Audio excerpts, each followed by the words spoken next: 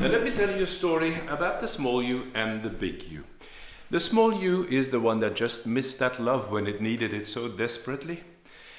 And it is the one that felt abandoned or didn't felt taken care of. It's the one that is doubting itself. It's the one that is not feeling enough. That the one that is feeling fearful.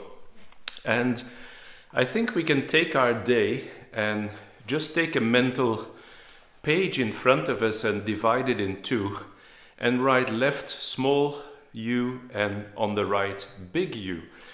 And then when we have thoughts during the day, we can just ask ourselves, where does this belong, this thought?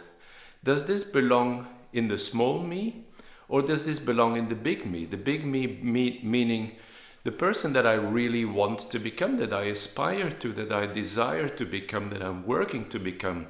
And we can ask ourselves straight away as well, am I doing the work right now, and am I having the thoughts that will really get me into that big me, into the big story rather than my small story of my small me?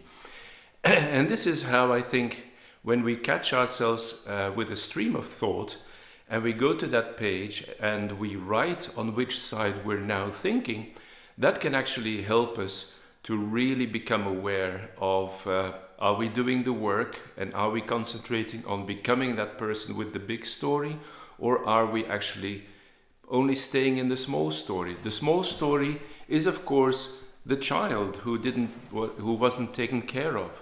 And you know, that child, we need to take care of that as well. It needs to play. It needs to have fun. It needs to have that attention. It needs to have that love. So that is what I want to share with you today.